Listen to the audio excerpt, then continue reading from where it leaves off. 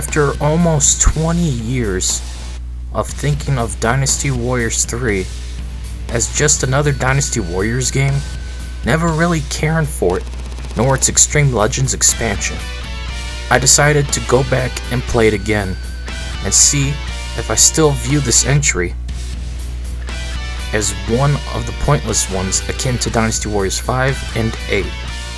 Well, I still don't really care for it, but I can see it's an improvement over the last game.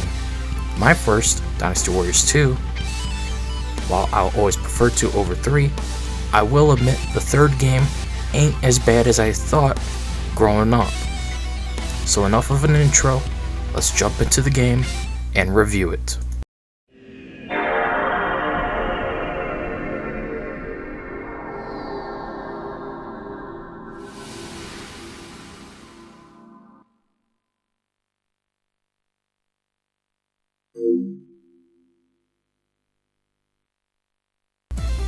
We will start with improvements. For the very first time, you can now play split-screen co-op, but there's also a versus mode that was added as well, given PvE and PvP options.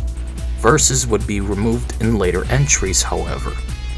Another addition to the series would later disappear is the Namen campaign. Being knocked back can be countered with the L1 button. This is a staple today, but first appeared in DW3. You can now save the game by quitting the battle instead of relying on memory card drops found in select crates across the battlefield. Because this was the first entry to give us co-op, it also gave us the dual Musou attack. Where 2 players standing near each other, you can see a lightning effect that symbolizes the ability to both use a Musou at the same time and do more damage under a true Musou attack. You can now have different mounts, including an elephant from the Namen campaign. There's much more, but for now, let's move on to the other stuff. If you want to see everything changed / added, then go to the Koei fandom wiki for more information.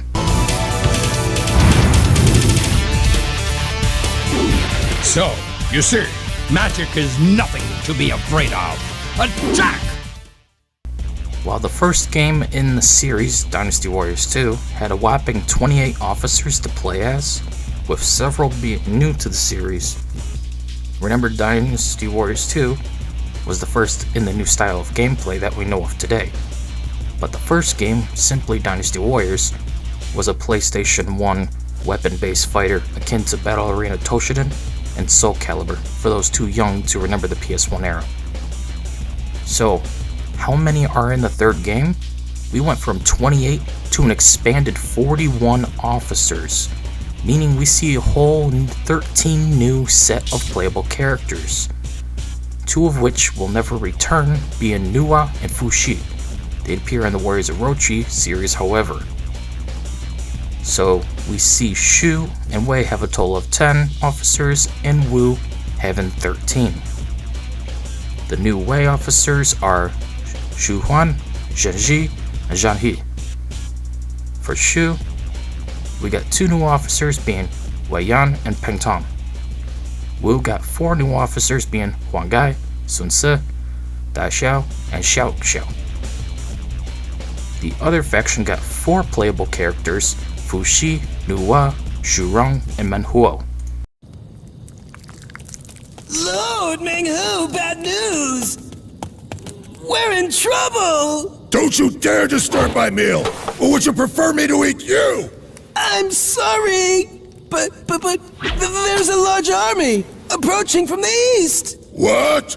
To the east? Those sissies from Wu? The plot is the same as always. Everything starts with the Yellow Turban Rebellion and ends at Wuzheng Plains and a new one, Hefei Castle, depending on the faction you play. Though this time, depending on the officer you play as, will determine your starting point as well, with some new mini-stages thrown in there, too. So Sun Xian will start out helping peasants fight bandits, for example. But otherwise, nothing new was really added to expand the plot.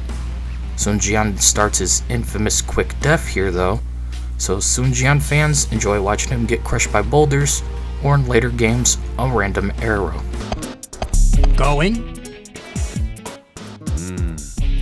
The place that I belong is with my Oath brothers. Zhang Liao, thank you for your aid. We'll meet again.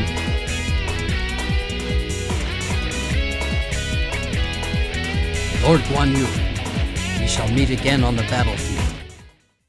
Yeah, the English dub is questionable. This is straight 90s English dubbing at its finest. Honestly, I love it. It's so bad it's good. Sure, this makes storytelling impossible to take serious, but the bad dub just adds to the overall entertainment. Some of the voice actors try too hard, while others put no effort into their role. Tao Tao is one of the worst alongside Dong Zhuo, but Lu Xun and Lu Bu are peak entertainment alongside Men Huo, or even the Namen troops. Sima Yi would get cancelled today for saying, "A dike? Oh no!" My lord, the enemy is building a dike to the side of Fan Castle! A dike? Oh no! One does not simply bum rush the enemy commander. Not in Dynasty Warriors 3. If you try to run for them, the AI will gangbang you into an immediate game over. Yes, the Kobe Bryant experience, with over a dozen soldiers at once. Truly no better words to describe it. Whether it's an officer or the common soldier, they can and will make you regret charging into the fray. This is exclusive to DW3. No other game in the series offers this brutal AI. In fact, after this game, every entry afterwards becomes so easy, even Polygon employees could play the game. Well, maybe not Polygon. At the end of the day, I do recommend Dynasty Warriors 3. Despite some flaws, it's an okay game. For being sandwiched between my first and the superior classic game, that being Dynasty Warriors 4, it's hard to see the appeal of the third game unless it was your first. DW3 is worth checking out, but I'd still recommend the fourth game overall if you want to experience the best of the classic entries. That being 2 through 5. 6 onwards is the modern games, and only one of those are good, that being 7, to which I'll cover one day. Till then, see y'all later. Goodbye.